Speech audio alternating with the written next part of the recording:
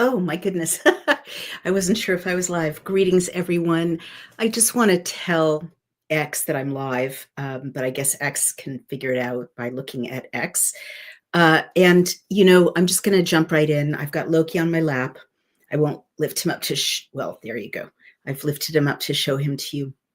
He always likes to sit on my lap, especially when I read the Geneva Bible and Chabad's Masoretic Hebrew text, from which the Geneva Bible, or the Hebrew, is from the text from which the Geneva Bible in 1560 was translated by a group of very brave reformers who wanted every plowboy, as they put it, meaning milkmaid as well, no doubt, any ordinary man or woman, to be able to read the Word of God without an intermediary. And of course, at that time, it was a great battle between the Church of Rome, the papacy, and what was going to become the Reformation, and later the establishment of the Church of England, which didn't exist yet. So these mostly British men of God, translators, dissidents, fled to Geneva to safely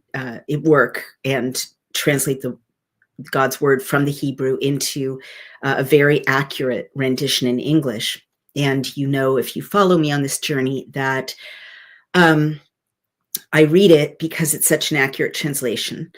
Then I look at the Hebrew, and often I read the Hebrew right on through. You guys have been incredibly patient. I'm really impressed that you're happy to have me do that. I think we get so much out of that. And then I look at the Revised Standard Version, which is just a typical, it happens to be a Catholic, but it could be, any denomination, translation, a modern translation. And what we've seen throughout, very shockingly, is that modern English translations of the Bible contain very serious mistranslations or additions that just don't exist in the Hebrew. And systematically, these mistranslations tend to make God less relatable, more distant, less approachable, less human, like less similar to us, rage-filled, irrational, punitive, and scary. And they also tend to elevate the role of the middleman, the priest, in a way that just doesn't exist in the original. So I find this absolutely fascinating. And, I was asking, before we go into the reading, I'll just acknowledge it's almost Christmas Eve. So I have made Brian a lovely chicken dish, and I'm going to make him sugar cookies, and I'm wrapping his presents, and we are going to have a blazing fire. And, I've got all his gifts ready. He laughs because he calls me Mindy, Santa's Jewish helper. Which is kind of true, because I don't know, I'm Jewish, so I don't know what Christmas is supposed to look like and how it's supposed to unfold. And so I'm always checking to see that the Christmas-o-meter, as I called it this morning, is running at full. And Brian loves it, because he says there's nothing like having a Jewish wife make Christmas for you, because there's literally nothing I don't think could be part of Christmas. So I throw it all in, how about this? How about that? And he said that mostly what men want for Christmas is a lazy day. So he's been watching movies from the 80s, Christmas movies that mean a lot to him, mean nothing to me, but that's the fun of Christmas. And it's also, they don't mean much to me because we're different generations. I'm actually 12 years older than Brian. So I was in college when he was, what's a little creepy to think about, but he was watching, National Lampoon's Christmas movie when I was probably in graduate school or something. It doesn't bear thinking about, but point is, he loves to do whatever he wants to do. I got a thumbs up on that. Is that another older wife thumbs up? And then I'm going to make sugar cookies, and he played with Loki in the snow. Anyway, it's a wonderful Christmas. They're all wonderful Christmases. And I'm not sure where I'm going with this, except to say that I'm Jewish and he's Christian, and it doesn't matter. He gave me a wonderful, wonderful Hanukkah. My stepson, who gave me this wonderful best mom, there's my lipstick on it, best stepmom in the world mug. They both gave me a wonderful Hanukkah, and I'm trying to give him and them both and Loki a wonderful, wonderful Christmas. Why am I sharing this preamble? We're in a horrible time, you guys, and it's only gotten worse since the last time I addressed it directly. It's almost Christmas Eve. Jesus should belong to everyone. The, Old Testament, the Torah belongs to everyone. All the great insights of all the great religions should enrich all of humanity. We should all be living together in peace, respecting each other's freedom of conscience, and recognizing, that no one has a monopoly on God. God isn't Christian, God isn't Jewish, God isn't Muslim. I thoroughly believe that. I think God created many ways for many different peoples to climb that mountain, which is him. I think there are truths in all of the major religions. I think there are perversions in all of the major religions, perversions of the truth that human beings introduced.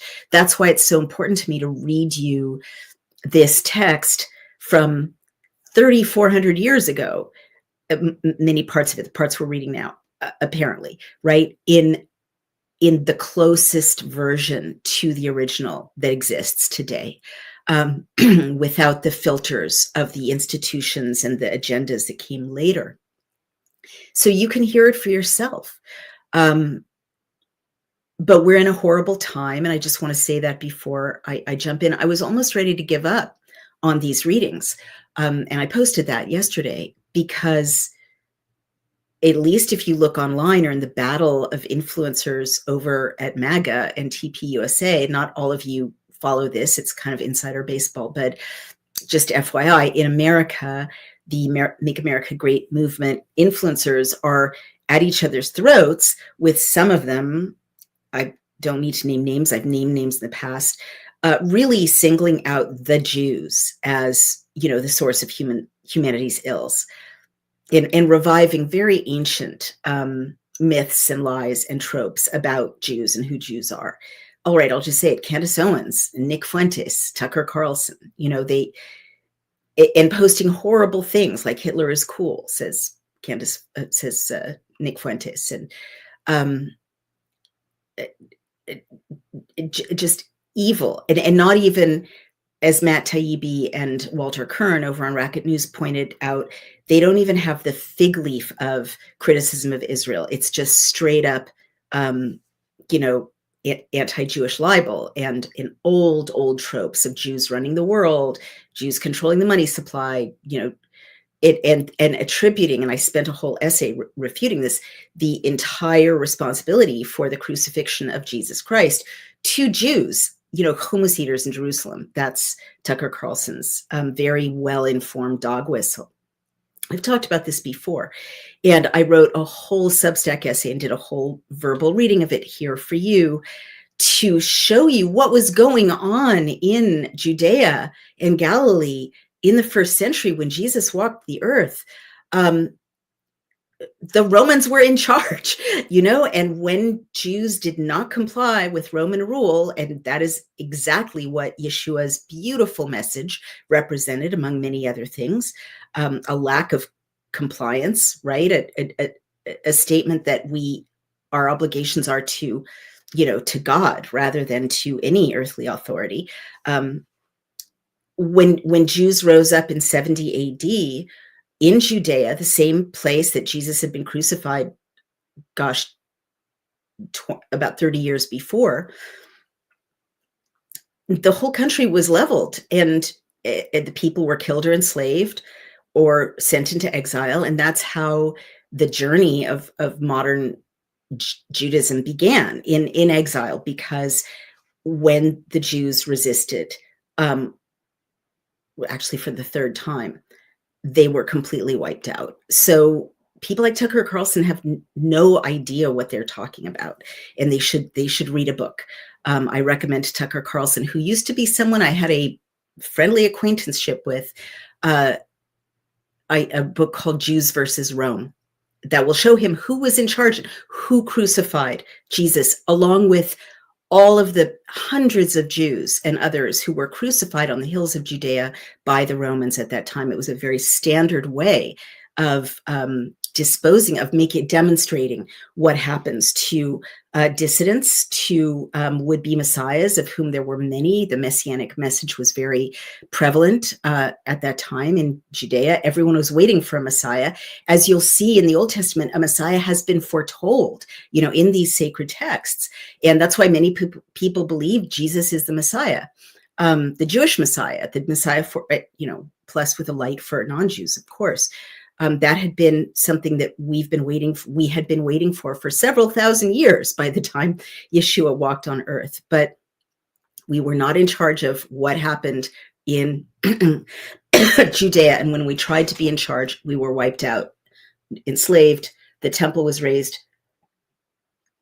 The sacred golden instruments that we're reading about, that we read about in Exodus, were taken by Titus, the General Titus, to Rome and displayed in a museum for the Roman mob. And that was the end. That was the end of the kingdom of Judea, even under occupation, for 2,000 years, until 1948, when the state of Israel was reestablished. So I'm giving you this little background because honestly, there's never been in my lifetime a scarier time to be Jewish in America. And I told a fellow Jew in a call today, a lot of us are getting kind of sick and having symptoms, and it's trauma and fear, because I do believe in ancestral memory. I do believe that your ancestors' traumas live in your body, consciously or not. And as a Jew, I see with the rise of radical Islam, with the $1 billion+ funded, by Qatar funding influencers in America, clearly to divide Judaism and Christianity, which is clearly the goal, the messaging, the talking points. And with, whatever the chaos agents are, probably sent, I think, by Democrats, like Candace Owens, to throw the red meat of vicious anti-Semitism into MAGA. And then unfortunately, a lot of MAGA commentators are leaping on it like ravening dogs, right? All of this in my body, I feel, is a rejection of the Enlightenment. It's a rejection of, we can reason it out. We can live in an open, pluralistic Western society. And what's clearly happening in America is provocateurs are, unfortunately, right now successfully trying to kill off our beautiful multi-religious, non-religious, right? That we have no state religion in America. The founders set it up that way. It is not a Christian nation. I'm sorry, it's not. Britain is a Christian nation. France and Italy are Catholic nations. That's in their legislature. It's in their state. There is no separation of church and state. We have a separation of church and state in the US. The founders were very devout Christians, many of them, but they witnessed Christian persecution, Christian civil war in England, on the continent, in the 15th and 16th and 17th centuries. And that's no doubt one reason they established our system to be one of freedom of conscience. My good friend, Emerald Robinson, I haven't had this argument with her. I'm dreading it. So Emerald, if you're watching, I love you to bits. You have a new section on your Substack called Christian America, I think. It's, God bless you, be Christian, as Christian as you want in America. That's the beauty of this country. That's why it's one of the most religious countries in the West, because of freedom of conscience. But our founders did not set up a Christian America or a Jewish America or a Muslim America, because the magical beauty of this nation's founding is that they set up a nation devoted to God and with freedom of conscience, freedom of worship enshrined in the Constitution. And they did that on purpose, so we wouldn't devolve into, I love Emerald Robinson. I used to love Tucker Carlson. I wish everyone would just go back and read the history of the 15th, 16th, and 17th centuries in Europe. It was war after war after war among Christians, between Christians. It was the Huguenots were persecuted, and they're a Christian denomination, and they had to flee to French Canada. And the Quakers were persecuted. They're a Christian denomination. They had to establish Philadelphia, in Pennsylvania. William Penn, remember your, middle school history. The Reformation itself, which I mentioned, a vicious war with decapitations and murders and overthrowings of lineages between sisters, right? Elizabeth and Mary, Queen of Scots, and the William of Orange, the Protestants versus Catholics, Protestants, Catholics. It was a nightmare. All of them Christian. We weren't even, part in the discussion, and it was partly because it was such a nightmare, with everyone being sure that, God established the Church of Rome. No, God established, King Henry VIII to start a new church called the Church of England. No, the Quakers are the true understanders of what God wants. Like, that was the discourse. All of it was Christians. Okay. So our founders, in their great wisdom, didn't want that to be our reality. And they didn't want the state to be corrupted by the church, or the church to be corrupted by the state. So they brilliantly separated them so that people could freely, purely, with no state coercion, no contracts from the state involved, no, obligation to enlist based on your religion, no tithing based on your religion to the state, right? No establishment of a church based on taxes from people who didn't believe in it. All of that corruption that they had seen on the continent for 2,000 years, they wanted to avoid it. They wanted a pure country where people could freely worship, purely worship, without any intermingling of state politics and war and, material advantage. And the worship of God. They wanted the worship of God to be paramount. That's why it's not a Christian country. Okay, it's not. And, Nick Fuentes, Candace Owens, Tucker Carlson, my dear friend Emerald Robinson, whom I adore, and I'll have this debate with. Debate me. Let's talk about the history of the founding of this country. Let's talk about what our founders wanted. Okay? It's not this. Our founders did not want people baying for the rhetorical blood of Jews or Muslims, for that matter, or Christians, or the wrong kind of Christians, right? In the United States of America, they wanted freedom of conscience, freedom of worship. That's what they wanted, and that's why it was a blessed country for, almost 250 years. Blessed. People persecuted from all over the world came to this country to worship God freely. And we all pretty much got along, partly as a result of that beautiful separation of church and state. And now we're seeing really a regression in America. Again, I think it's very fomented, but smart people are fomenting it. They know what kind of red meat to throw at whom. An encouragement for us to divide along tribal lines, religious lines, and to go back to the Middle Ages, to skip the Enlightenment, forget the Enlightenment, forget the idea that you can sit and reason with a Muslim or a Jew or a, Buddhist or a Catholic talking to a Protestant. Forget it. Let's go to our banners. Christ is King. My Christ is King. Off with her head if she's not on board with that.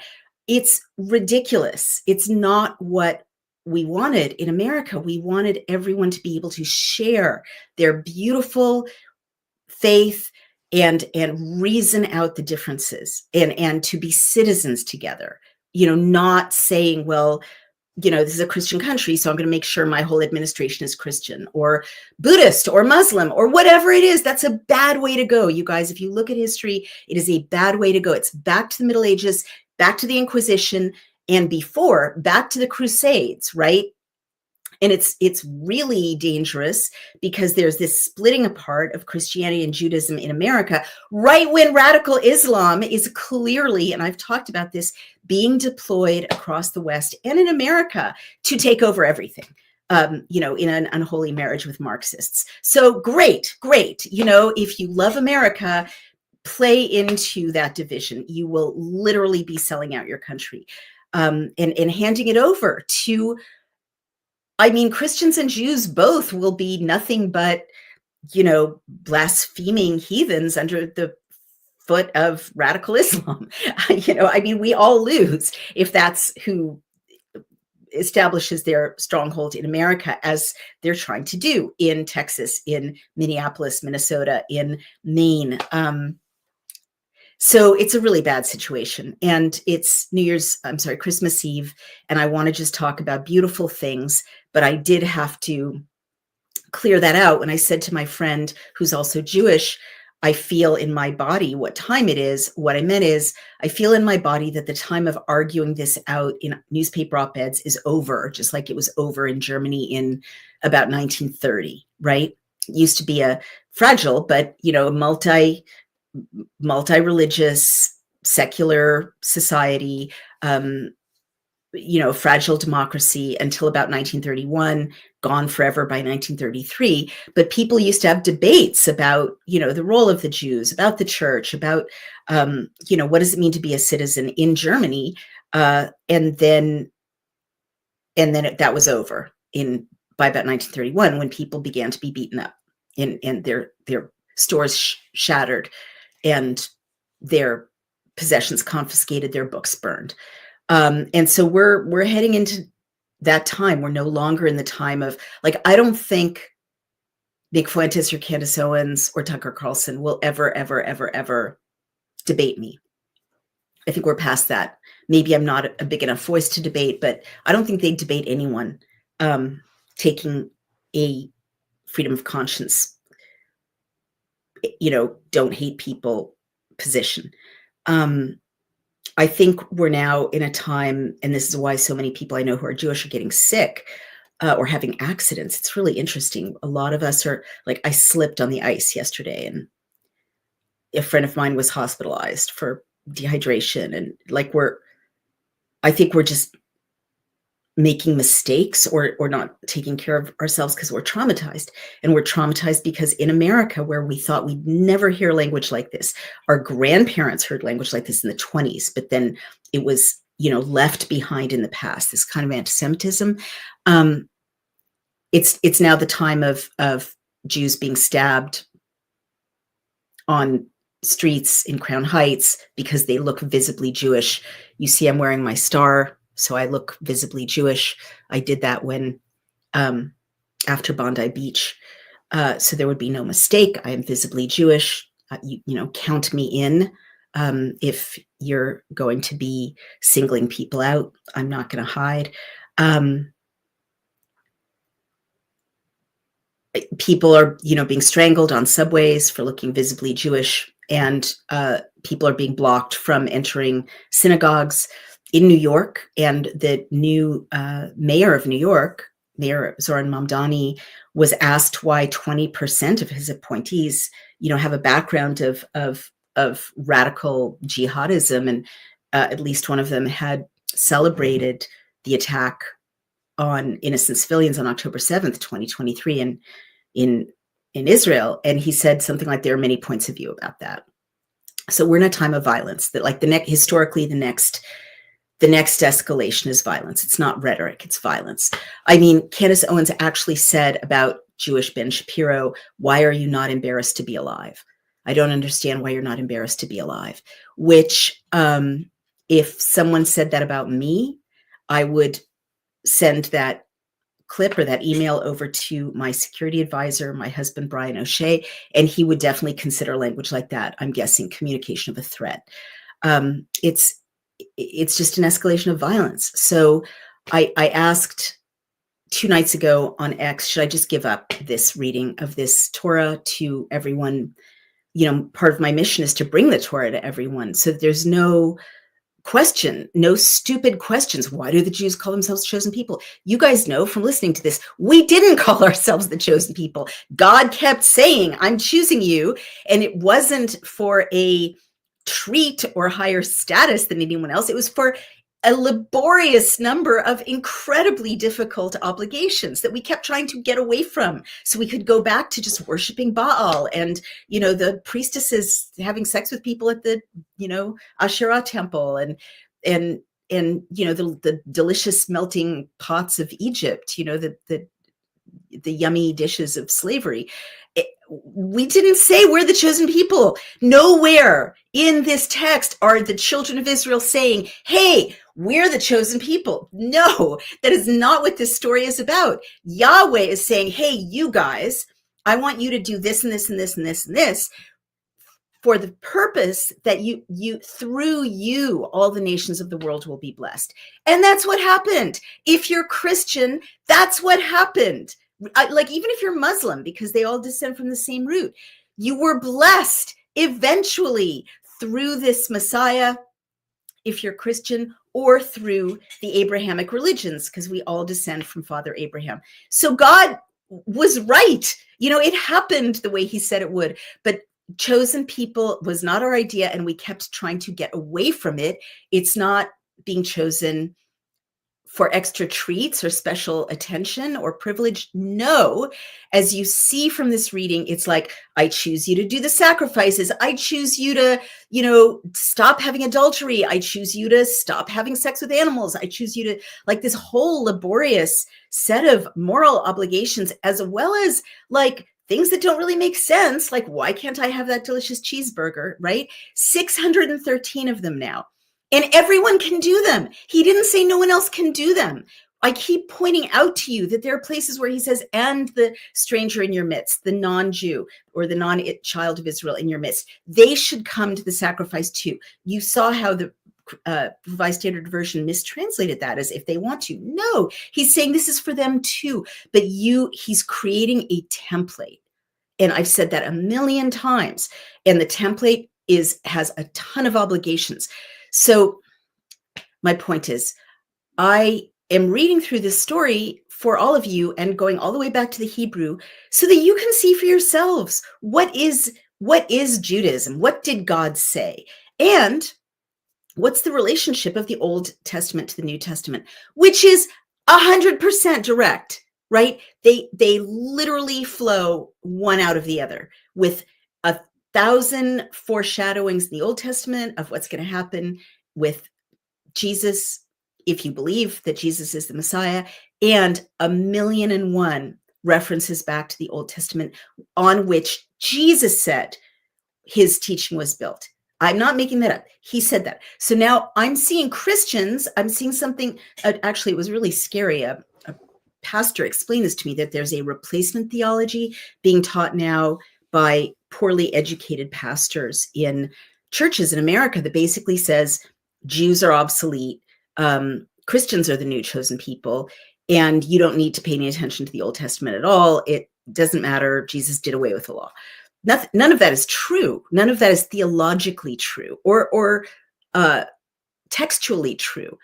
But that's what people are being told now. It's very dangerous. I think this is honestly part of that political tactic to divide Christians and Jews who are descended from the same stories, the same lineage, so that, radical Islam can sweep in and take the spoils. I really think that, but it's very, very scary. So I was really thinking, like, what's the point of this labor that I do out of love and, for truth?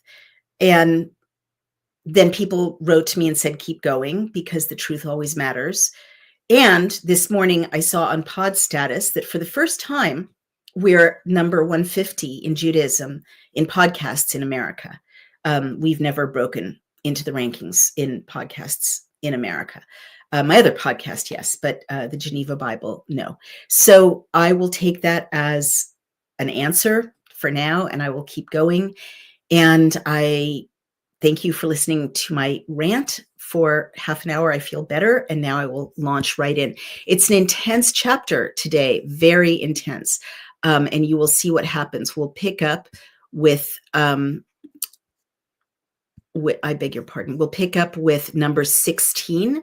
And I saw that some people are not knowing where to find the Geneva Bible, this version, the original version. And it's very, very easy. You can go to the Internet Archive. And it's very funny because, as I've told you before, the person who uploaded it said the author is God. And right there on the Internet Archive, you can follow along. Or you can order a physical text of the Geneva Bible from Amazon. But make sure it's the 1560 version and not the 1599 version. All right, let's go to number 16. As you recall, in Numbers 15, there was a lot of grumbling. They've been grumbling for a few chapters. They don't trust that God is going to bring the children of Israel safely into the land of Israel.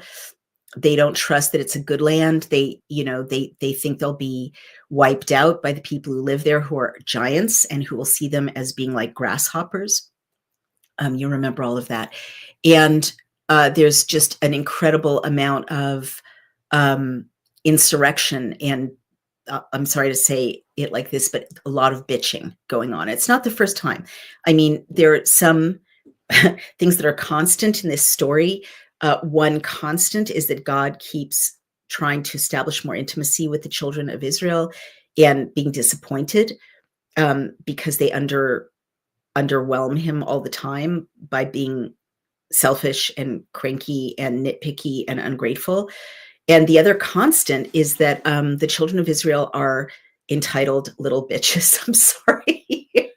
Please don't,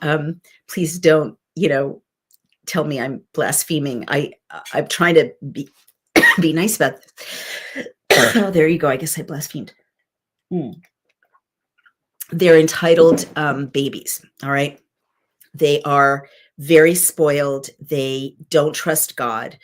And maybe understandably, they're full of qualms. They don't see how it will work. There's never been a God like this in, the panoply of gods in humanity up until this time. It was all powerful, and, monotheism didn't really exist, as you recall. So they don't get it, and they're complaining. And here we have an actual revolt, and it ends really, really badly. So let me try to share the screen again, and let's see, how do I make that bigger? Oh dear, you don't need to know my problems with technology. Let me stop that and start over again, share the screen, and we are at the Geneva Bible, and I will share it. There we go. Chapter 16, remember the sub-headlines: the rebellion of Korah, Datan, and Abram. Korah and his company perish. The people the next day murmur. That means complain. 141, I think this is 14,700 are slain for murmuring. All right. Now, Korah, the son of Itzhar, the son of Kohat, the son of Levi, went apart separately with Datan and Abiram, the sons of Eliab, and On, the son of Pelet, the sons of Reuven. And they rose up against Moshe with certain of the children of Israel, 250 captains of the assembly, famous in the congregation and men of renown, who gathered themselves together against Moshe and against Aaron and said unto them, you take too much upon you, seeing all the congregation is holy, every one of them, and the Lord is among them. Wherefore, as a result, then lift you yourselves above the congregation of the Lord? And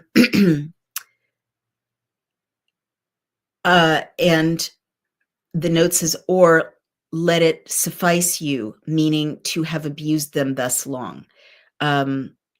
All are like holy, says the note. Therefore, none ought to be preferred above other. Thus, the wicked reason against God's ordinance. So these guys are saying to Moshe, well, you think you're better than us, basically. What makes you think you're better than us? We're all holy. God lives with all of us. So why are you lifting yourself up? But when Moshe heard it, he fell upon his face and spoke to Korah and unto all his company, saying, tomorrow the Lord will show who is his and who is holy, and who ought to approach near unto him, and whom he has chosen, he will cause to come near to him. And the note says to be the priest and to offer, meaning to offer the sacrifices. This do therefore, take you censers, incense burners, both Korah and all his company, and put fire therein, and put incense in them before the Lord tomorrow. And the man whom the Lord does choose, the same shall be holy. You take too much upon you, you sons of Levi. Oof. Well, that's kind of tit for tat, isn't it? The sons of Levi said, oh, you take too much upon you, Moshe. And Moshe is saying to them, you take too much upon you, you sons of Levi. I can't read that. Oh, it's like he answers the same to their charge swiftly, wherewith they wrongfully charged him.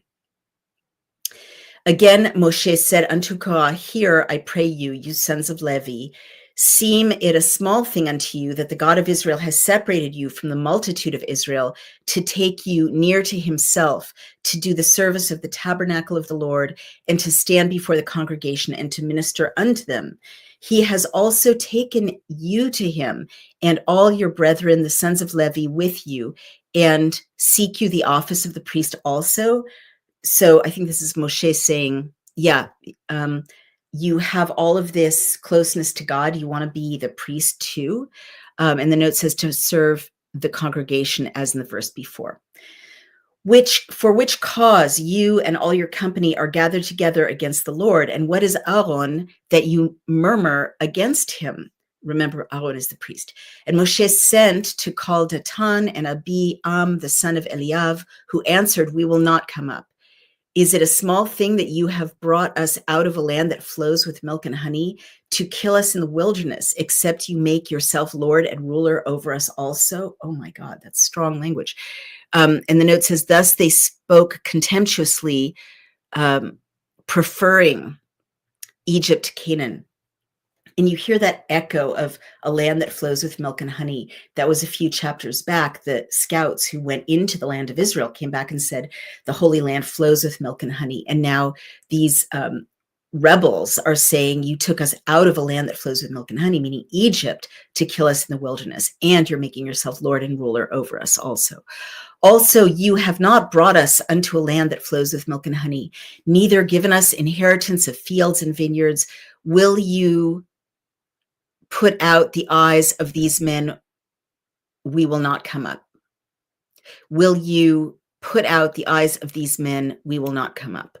Then Moshe waxed very angry and said unto the Lord, look not unto their offering. I have not taken so much as an ass, meaning a donkey, from them, neither have I hurt any of them.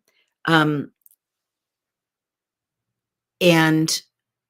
the note says, will you make them that search the land believe that they saw not that which they saw? And Moshe said unto Korah, be you and all your company before the Lord, both you, they, and Aaron tomorrow. And the note says, at the door of the tabernacle. I love how everyone takes for granted that God is in a certain place in the camp, and they make appointments like at 10 a.m., go be outside God's apartment and I'll meet you there. Literally, it's that casual. Everyone's sure they know where God is, which fascinates me.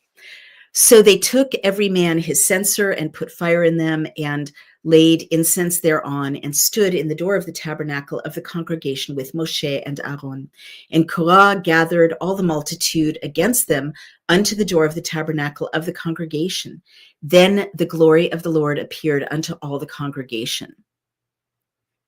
And the Lord spoke unto Moshe and to Aaron, saying, separate yourselves from among this congregation, that I may consume them at once.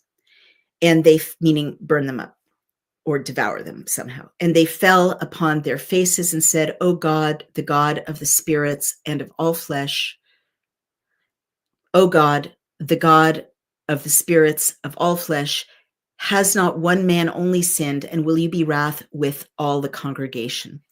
So they're saying, please don't destroy the whole community. And the Lord spoke unto Moshe, saying, speak unto the congregation and say, get you away from around the tabernacle of Korah, Datan, and Abiram. Then Moshe rose up and went unto Datan and Abiram, and the elders of Israel followed him. And he spoke unto the congregation, saying, depart, I pray you, from the tents of these wicked men, and touch nothing of theirs, lest you perish in all their sins. And the note says, with them that have committed so many sins. So they got them away from the tabernacle of Korah, Datan, and Abiram on every side. And Datan and Abiram came out and stood in the door of their tents with their wives and their sons and their little children. And Moshe said, hereby ye shall know that the Lord has sent me to do all these works, for I have not done them of mine own mind. And there I just want to remind you of what I've been trying to say. Moses didn't want to do them. Moses didn't want to set himself up in this agonizing role of, trying to herd these cats toward the land of Israel and toward this God who's trying to be their God. It's a thankless task. And that exactly parallels what I was trying to say about the chosenness of the chosen people in this text. They didn't choose, it wasn't their choice. They keep trying to evade, escape, get away from what God is trying to lay on them, which is a burden of responsibility in both cases. I have not forged them of mine own brain, says the note. If these men die the common death of all men, or if they be visited after the visitation of all men, the Lord has not sent me.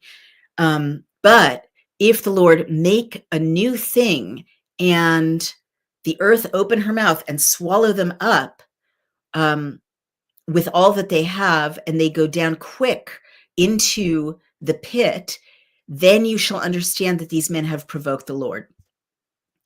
And as soon as he had made an end of speaking all these words, even the ground clave asunder, it opened up, that was under them. And the earth opened her mouth and swallowed them up with their families and all the men that were with Korah and all their goods. So they and all that they had went down alive into the pit, and the earth covered them. So they perished from among the congregation. And all Israel that were about them fled at the cry of them, for they said, let us flee, lest the earth swallow us up.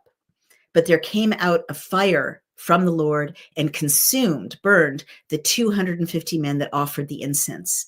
And the Lord spoke unto Moshe, saying, speak unto Eleazar, the son of Aaron the priest, that he take up the censers out of the burning and scatter the fire beyond the altar, for they are hallowed, meaning holy. The censers, I say, of these sinners that destroy, so them themselves.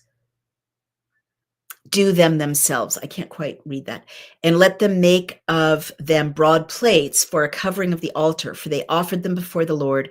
Therefore they shall be holy, and they shall be a sign unto the children of Israel. So they're saying, take the incense burners and turn them, melt them and refashion them into broad plates for a covering of the altar. And the note says, which were the occasion of their own death. They shall be a sign unto the children of Israel, so no one will forget what happened to these people, of God's judgment against rebels. Then Eleazar the priest took the brazen brass censers, which they that were burnt had offered, and made broad plates of them for a covering of the altar. It is a remembrance unto the children of Israel that no stranger which is not of the seed of Aaron come near to offer incense before the Lord, that he be not like Korah and his company, as the Lord said to him by the hand of Moshe, who presumed about his vocation, who made assumptions about his role. But on the morrow, all the multitude of the children of Israel murmured against Moshe and against Aaron, saying, you have killed the people of the Lord. And when the congregation was gathered against Moshe and against Aaron, then they turned their faces toward the tabernacle of the congregation, and behold, the cloud covered it, and the glory of the Lord appeared. Then Moshe and Aaron were come before the tabernacle of the congregation, and the Lord spoke unto Moshe, saying, get you up, from among this congregation, for I will consume them quickly. And they fell on their faces. And Moshe said unto Aaron, take the censer, the incense burner, and put fire therein of the altar, and put therein incense, and go quickly unto the congregation, and make an atonement for them. For there is wrath, anger gone out from the Lord, the plague is begun. Then Aaron took as Moshe commanded him, and ran into the midst of the congregation. And behold, the plague was begun among the people. And he put in incense and made an atonement for the people. And when he stood between the dead and them that were alive, the plague was stayed. It was stopped. And the note says God had begun to punish the people so quickly. And then the note says God drew back his hand and ceased to punish them. Everything's happening so quickly, like in an adventure thriller. The plague was stayed. So they died of this plague, 14,700, beside them that died in the conspiracy of Korah. And Aaron went again unto Moshe before the door of the tabernacle of the congregation, and the plague was stayed, stopped. Whoa, what a story. What a chapter. That is incredible. We've got lots of people joining us. Merry Christmas, almost. Happy almost Christmas Eve. Let's reflect on that for a bit. Wow, quite terrifying. You can see why I can see why this story, God's word keeps being censored over and over, because if you read it for yourself, you change your life. You really do. There is no way to, and not just out of fear, but like God is proving over and over to these recalcitrant humans that he is able and willing to take care of their every need if they just trust him and help him execute his plans on earth. But when he faces a rebellion of people saying, I don't want to go along with God's plan, and not helping him, he's done with them.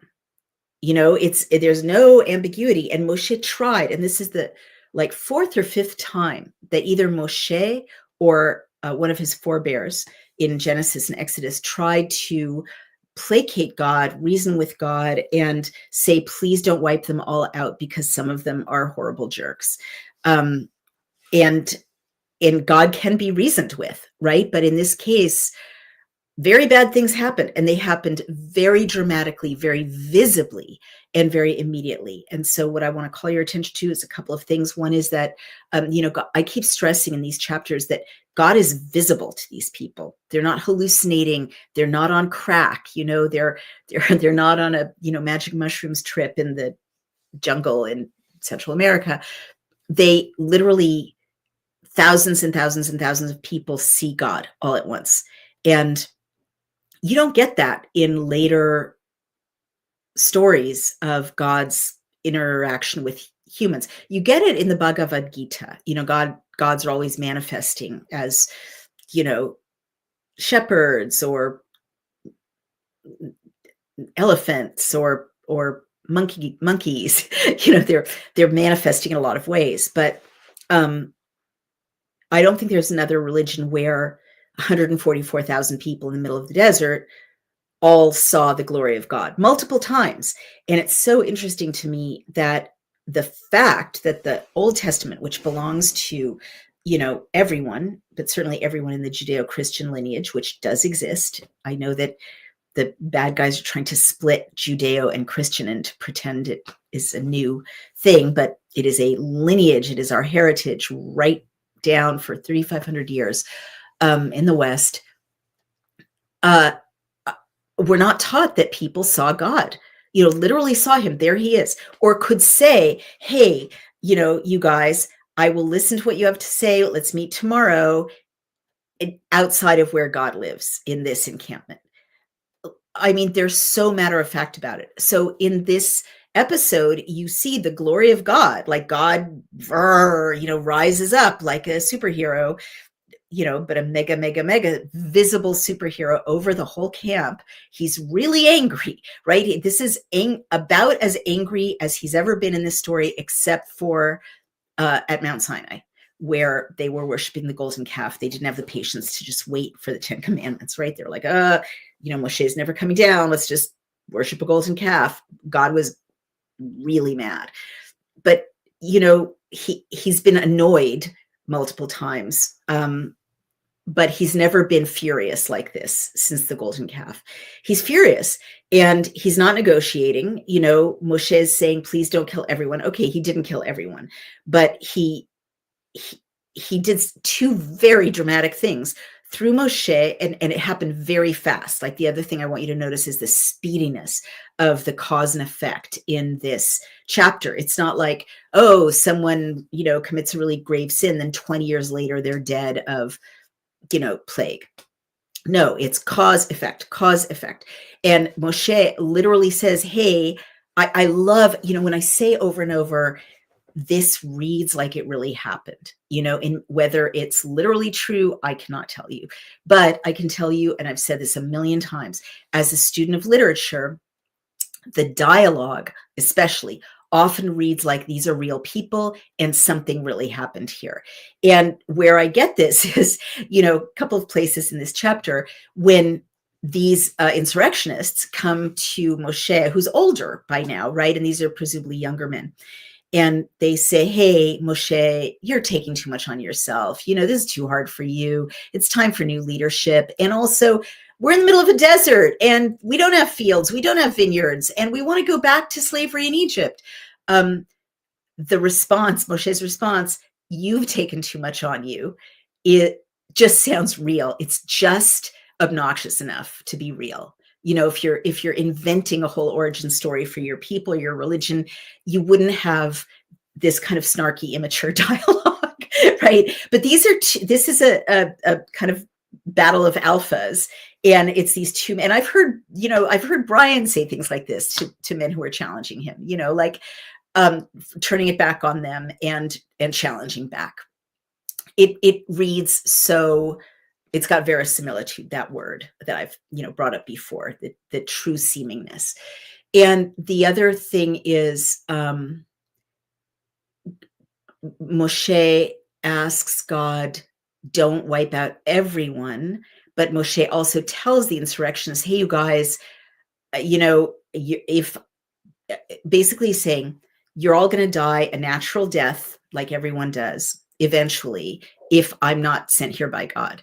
But you will be consumed by the earth and everything you own if I am sent here by God.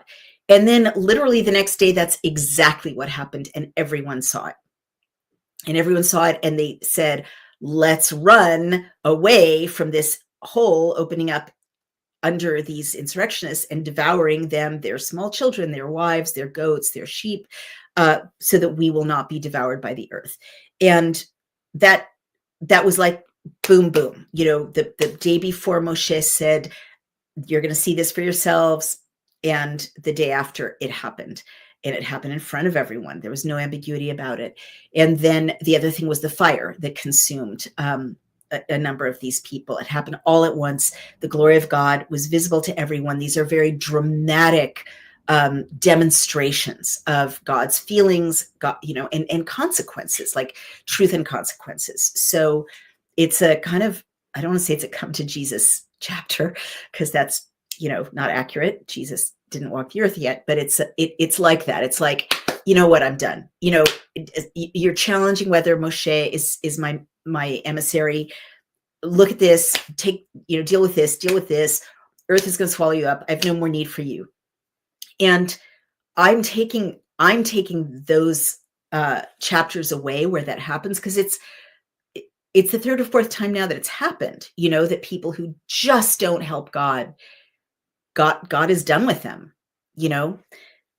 Christianity may have a different idea of where they go or what happens to them, but I have become not convinced that God absolutely has an afterlife plan for everyone. I think God created us, and there are some people that he just gives up on, and he uncreates us, in that case. which is scary. It kind of redoubles your interest in not being one of those people. But it's profound. Why wouldn't he, in a way, right? We're his creatures. I mean, I hope they have a life somewhere, in the afterlife, and they can repent, or some version of purgatory, which was an idea that came much later in history. But at this point in human history, there's no narrative about what happens to these people who just get, wiped out of history in this moment. The other thing I want to call your attention to is Moshe saying, and again, it sounds very real, like real dialogue. Moshe says to the people challenging him, do you think I came up with this myself? Do you think I elected myself to be your leader? I didn't come up with this out of my own brain. I'm doing it because God asked me to do it. I don't want to do it. You guys are really annoying. I would never have chosen this if I had a choice. He said that, and he said very clearly. They're ascribing to him a lot of kind of earthly motivations for being the leader. You want the sacrifices, you want the money, you want the influence, you want to lord it over us. And Moshe is saying, yeah, no, I didn't ask for any of this. It's not my choice. I didn't come up with it.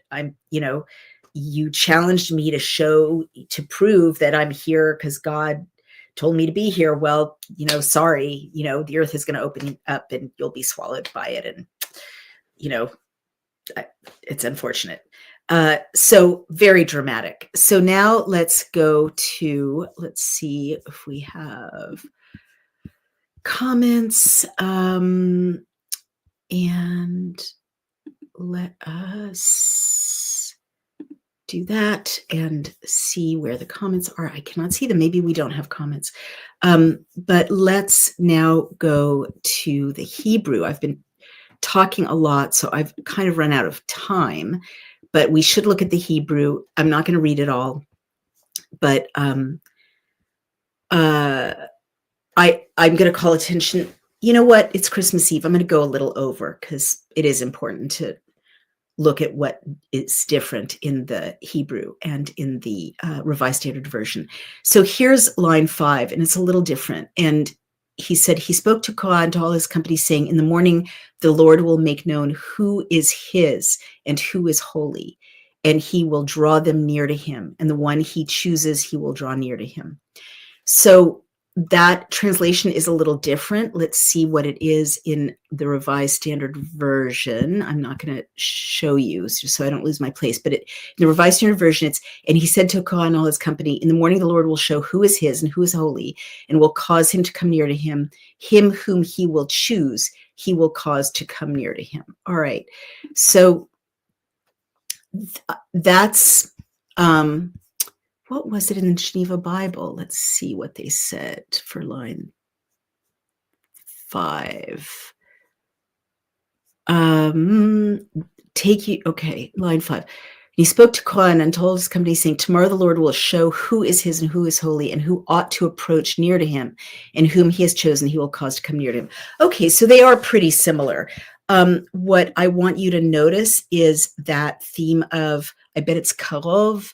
Let's see, V'daber el Korach, and he spoke toward Korach, Ve'el kol adato, and to all his community, lomar, to say, Boker yoda Adonai, in the morning the Lord will notify, basically will make known, et asher lo, the one that is to him, ve'et hakadosh, and the holy person, vehikriv elav, and I knew that word would be there, that word you must know so well by now, lehakriv, to nearen, to draw near to him, ve'et asher ivchar bo, and the one which he will choose in him, yakriv elav, he will draw near to him, he will draw him near. So I'm just stressing that in the Hebrew text and in accurate texts, this theme is God is always trying to draw you near, right? And you can draw yourself near.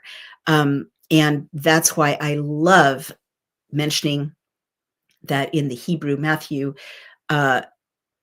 the Hebrew version of the Gospel of Matthew, Yeshua says the kingdom of heaven, or Malkat Shamayim, the kingdom of the sky, it draws near, but also is near, right? It's the same word. It's near. It's like with us all the time. So I just really want to stress that, like, God is always trying to near to you as a verb, and to near you to him as a verb. And we don't have an exact corollary, lehakriv, to nearin as a verb. Near is kind of an adverb or adjective in English, but if you imagine it as a verb, to closen, to draw you close, that's what he's trying to do throughout. And everything else is pretty similar. And then they fell on their faces. I love this, line 22. Vayiplu al pnehem, and they fell on their faces.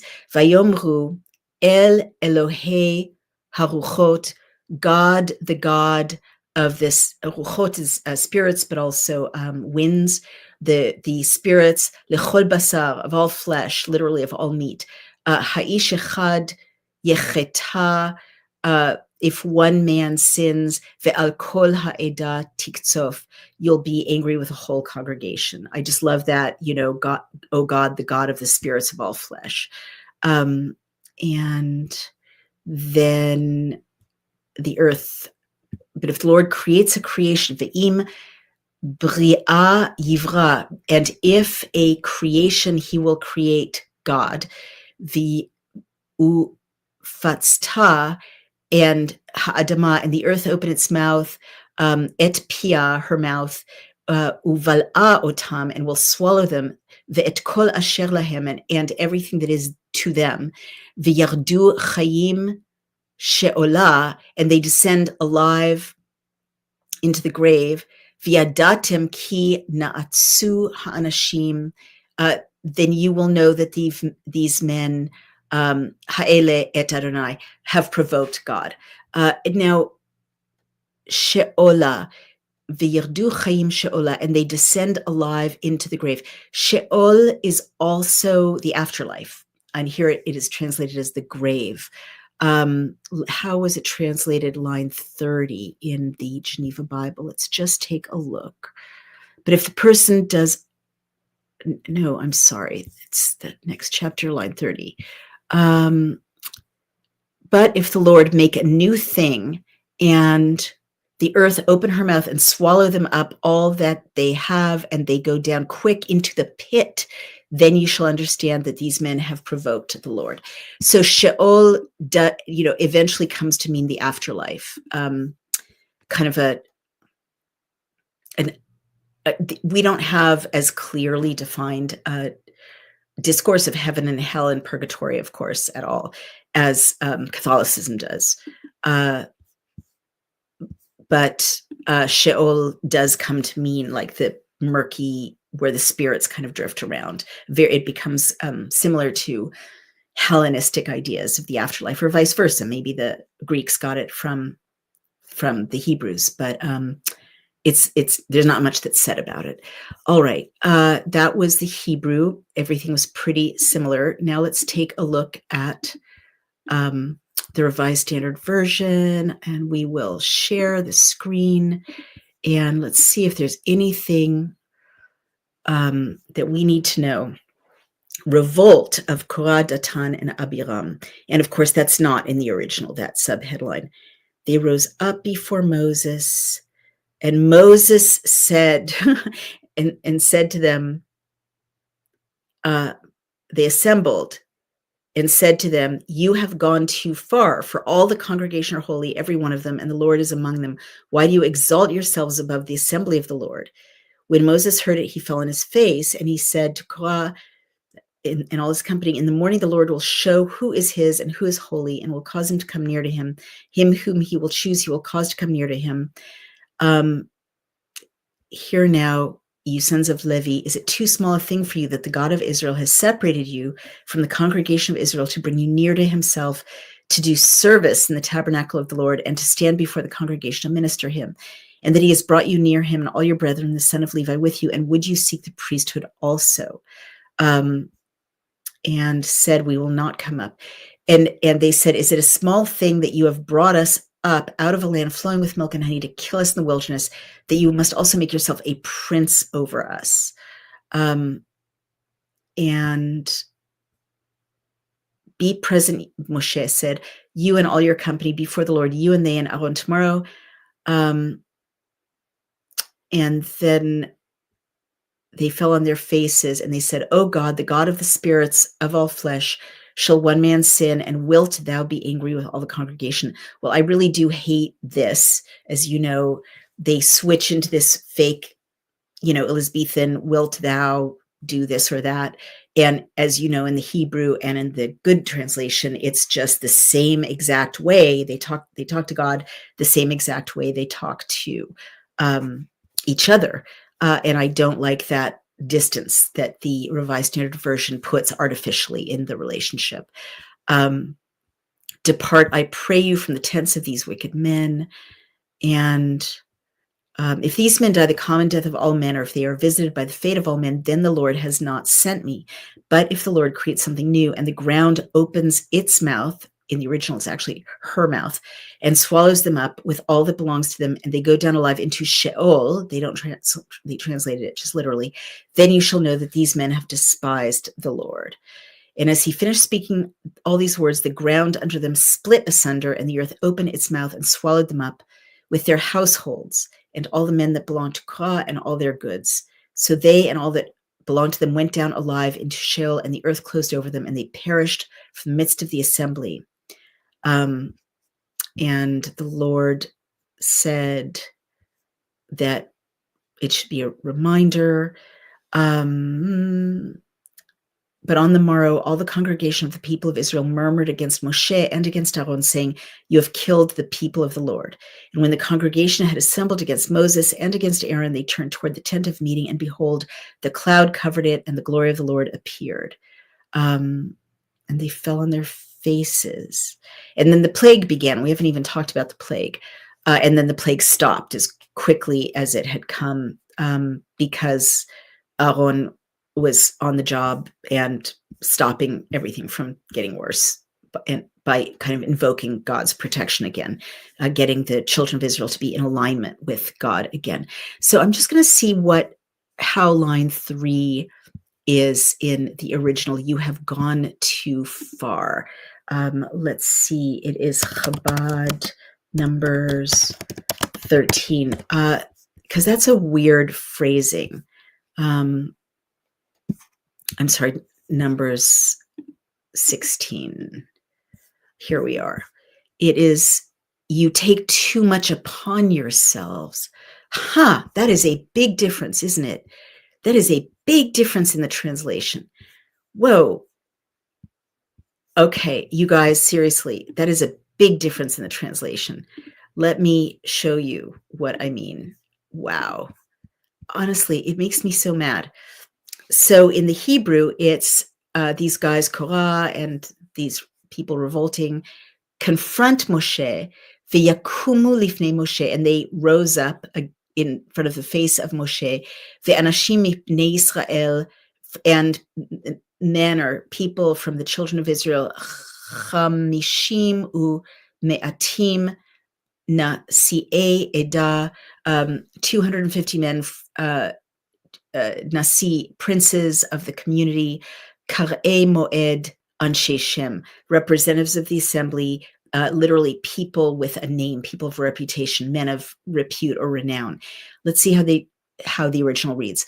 Ve kahalu al Moshe, and they assembled literally on Moses, ve al Haron, and on Aaron, vayomru alehem rav lachem, and they said to them, Rav lachem, ki chol ha'eda kulam kadoshim. Okay, Rav lachem. The English Revised Standard Version is literally taking liberties. Rav means many or much, lachem, to you. So it is much more accurate to say you're taking too much on yourselves than to say you've gone too far.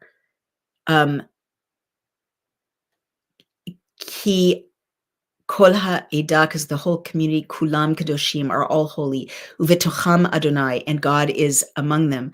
Umadua tit nasu al kehal Adonai.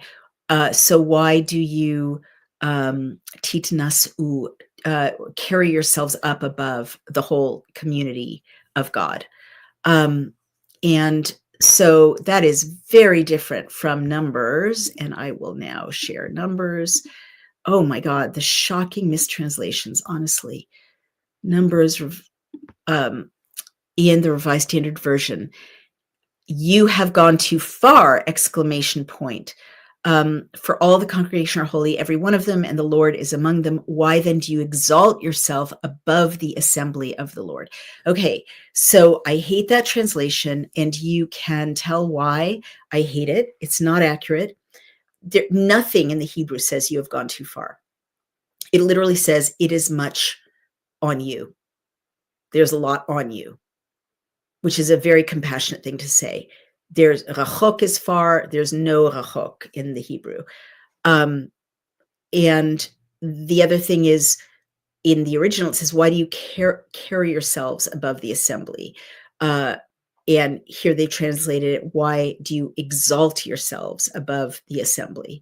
And carry yourselves is much humbler. Exalt is to kind of put yourself in the position of a someone in a hierarchy. So I don't like it, A, because it's not accurate, but B, because you've gone too far. Why do you exalt yourselves? It's like saying if anyone sets themselves up as able to interpret the word of God or try to bring God's will to the community, they are going too far. They are exalting themselves. So again, this aligns with what I've shown you throughout with the bad modern English translations. They falsely diminish the ability of anyone to, be chosen by God for an important role, which is literally the story of the Old Testament. The most improbable people are chosen by God. Moshe says to God, don't choose me. I can't speak well. And God's like, I made you. Remember that? That's the story of God's relationship to his servants, people he chooses, even in leadership roles, to do big things in the world. And this translation has Moshe being told, you've gone too far. You're exalting yourself. And that, I don't like it, because it's not there, but it's also like Moshe is exactly the same as any other person. And he says that. He said, I didn't choose this, right? And he's also not exalting himself. He's just carrying himself in a role that is saying, I'm delivering messages from God. So I don't like it, because it reinforces this discourse. Even though these people got wiped out, it still reinforces this discourse that this is a fight. Religion is a fight about who actually is privileged to be the intermediary between humans and God. And that's where you get organized religion and the battles of organized religion. That's not what God is establishing here. And I would say that's not even what he's establishing in the gospel. He's not starting a new religion. He's not here and not later. He's definitely trying to get people into a relationship with him in which they can walk closely with him. And he's trying to get helpers to enact his will on earth. Earth is very important to God. It is clear from the Old Testament and the New Testament. And humans are very important to God. They're his medium of doing his will on earth, but they have to want to, right? And that's what Moshe is saying. He's saying, I didn't want this. I didn't, but I want to serve God. I believe in him. I want to help him. So yeah, I'm doing what he asked me to do.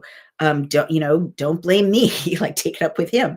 But I don't like the Revised Standard Version saying, oh, you've exalted yourself. That's the true pope, or that's the true priest. Or I'm the true priest. How dare you exalt yourself? No, that's not God's relationship with us. He can set any of us in a role of having a special responsibility toward our community. Probably all of us, probably everyone has a special responsibility that God has set up, for that person. And this is a nonsensical kind of theological / institutional backward imposition of modern theologians onto the text, and the text does not support it. So that is my reading. We've gone 15 minutes over. Really interesting. I don't know if that's too heavy for the night before Christmas, but how can the Old Testament be too heavy? It led up to the night before Christmas. So we do have lots of comments, and let's see. Well, this is nice. You'll see what I'm facing online when I try to share the Bible, which was sacred to Jesus, with everybody if they want to follow it. Sorry. And so, yes, watch the Satanist Jews go insane, lovely on Christmas Eve. Well, maybe someone is interested in where Christmas Eve originally derived from, because many, many, many theologians believe that the Old Testament is full of prophecies that a Messiah will come out of the seed of David, which is this group of people. And I'm sorry that you don't care. I think it's really appropriate on Christmas Eve because it leads right to the baby in a manger. I don't really understand what these are. Let's see. Okay, lots of anger. Read Isaiah. Jesus is all over that book. Very true, according to many Christians and theologians. But also, you guys, something really bad has happened in the American church, or maybe the Western church, because Christians used to know that the Old Testament was their book.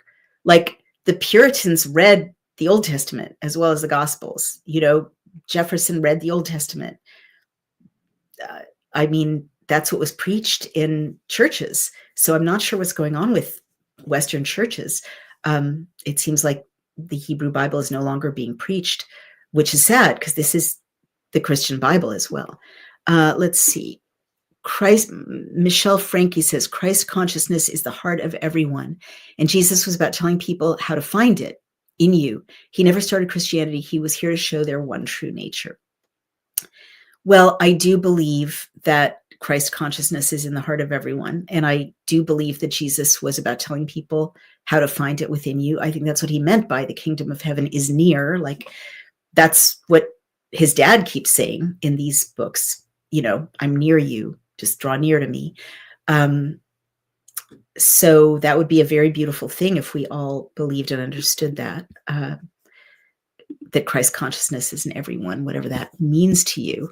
And this is nice. Thank you, Artisan Well. Let's see. Here's our friend, James Green, who always has really thoughtful things to say. 1144 BCE was an apocalypse for civilization. I wonder if the sea peoples and the Philistines weren't a luckier bunch of people. Say more about that, because I'm embarrassed to say I'm not sure what you mean. Is this the flood? I know there's a lot of archaeological record of a kind of a global flood. And I know that Minoan civilization, for instance, kind of got wiped out and no one really knows why. But tell me more, because I'm not sure what you mean. But yeah, they did survive that apocalypse. I mean, there was continual inhabitation of the Holy Land from before the children of Israel arrived to, continuously till the present day. The flood did not consume the Holy Land, or whatever that global apocalypse was. And yeah, there have been apocalypses at various times. I mean, some people believe that Atlantis is a civilization that got swallowed up in a global apocalypse. Of course, there was, Mount Etna is exploding in Pompeii, and many civilizations got wiped out for sure, through causes we know and causes we don't know. And it's very interesting. There's a lot of debate right now about kind of when the human timeline began, when it goes back to.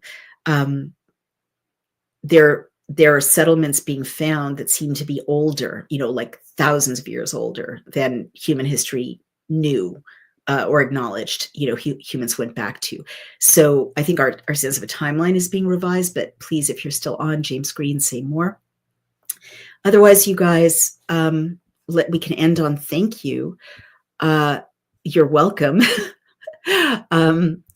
I hope that in the new year, we all come back to loving each other. I really do. I miss that America.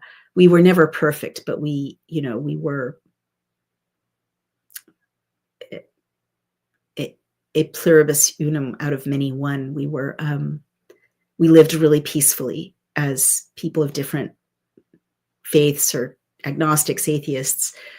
We lived peacefully. We weren't split along religious lines like other very benighted or cursed countries. And I'm so sorry that this is coming back, and I urge you to resist it. We all have, call it whatever you want, Buddha consciousness, Christ consciousness, the spark of the divine in the Zohar tradition. Like, we all are made by God, and these divisions between us are, I don't think God is happy about us reviling each other and fighting and trying to dominate each other. I really don't. So Merry Christmas.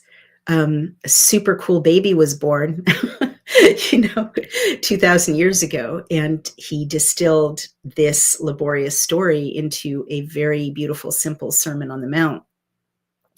My personal belief is that people kept not getting what God was saying. And so he did send a divine being. I'm Jewish, so I'm not going to say it was God, because I can't, and I don't personally believe that. But I love Jesus, and I have had an experience of, that I experienced as being in the presence of him, changed my life. But he was definitely of God, right? So I thoroughly believe that, this story is one of God's frustration. Like, they don't get it, they don't get it, they don't get it, they don't get it. Meaning humans, right? We were no more clueless than any other group. And so he's finally like, I'm going to send my son. I'm just going to send my son. And he'll put it in a way that everyone will have to understand. And he did. But it's this teaching, right, that Yeshua distilled so beautifully and so perfectly, and became a light unto the world. Like, God was right. The Old Testament, the New Testament, it through the seed of David, the monotheistic morality went all over the world, and flowed into Islam, and whatever the shortcomings of all the religions now, whatever the distortions in many of them, that was a blessing. So there's so much truth. I don't know if it's literal truth. I don't know if these people literally lived in the desert in this way. I kind of believing they did from all the verisimilitude, but metaphorically, poetically, spiritually, morally, this story is true. And at least I feel that it is. And it has blessed us. We would all be savages sacrificing our babies to Moloch right now if it weren't for these people and this story and what came later with the Gospels and other teachings that flowed from the Gospels. So love you guys. Merry Christmas. Remember, it's about the birth of Yeshua, Prince of Peace. I hope we get back to that in 2026, to his message, and to, which is the same as Yahweh's message in this, which is to be good to each other, to love each other, and to take care of each other. Merry Christmas, everyone. Thank you for listening. And remember, it's very exciting that we're at number 150 in America for Judaism podcasts. I don't know why it's just Jewish. I think it's a Christian podcast too, but please share it. If it's meaningful to you, share it. The more engagement we have, the better it is for us. And please go over to Outspoken on Substack. And if you can become a pink subscriber, please do. It really helps me keep these videos flowing. It takes a team to do it. And over on Daily Clout, you can also subscribe or donate. And that would be a wonderful Christmas help for the whole team. And if not, just keep sharing and joining us. And I will see you, I hope, tomorrow. Things are getting really intense. Merry Christmas. Bye-bye.